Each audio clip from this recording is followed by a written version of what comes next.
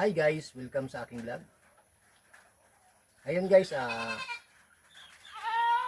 tuturo ko sa inyo kung paano mag-ferment ng saha ng saging. Ito guys, magandang pang pakain sa manok. Ang ingay ng kambing. Shout out daw sa kambing. Ito guys, ipapakita ko sa inyo kung paano i-ferment ang saha ng saging para sa pagkain ng manok at baboy. Alright guys, panoorin nyo lang aking video guys para masubaybayan nyo kung paano ko i-ferment ang proseso para sa pag-ferment ng saging. Alright, sa mga hindi pa nakasubscribe, baka naman guys, pahit naman ang notification bell at paki-subscribe na rin guys. Daghang salamat.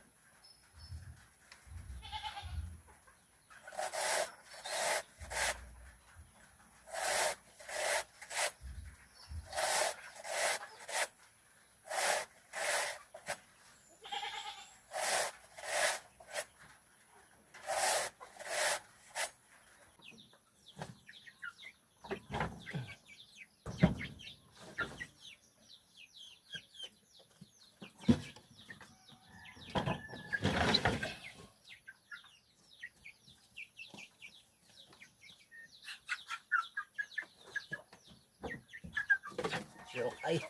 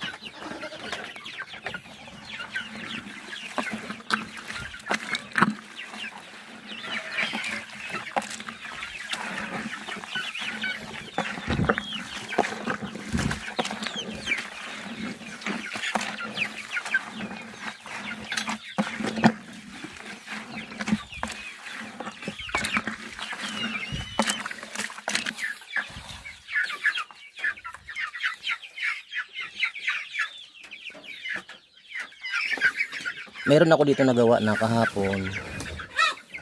Ilalagay ko na lang siya dito sa isang drum ko para mapuno. Ito yung nagawa ko kahapon. Ito siya.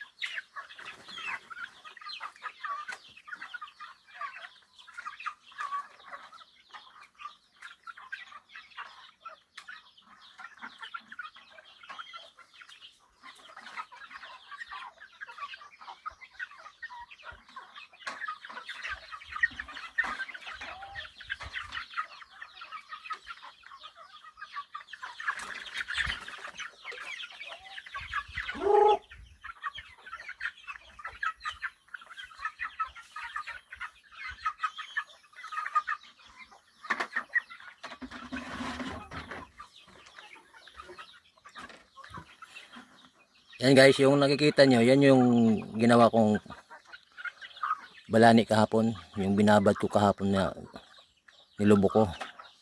Ngayon, pwede na siyang ipakain. Yan ang lakas nila kumain ng balani guys. Gawin nyo yan kung may mga alaga kayong manok para makatipid kayo sa kanilang pagkain.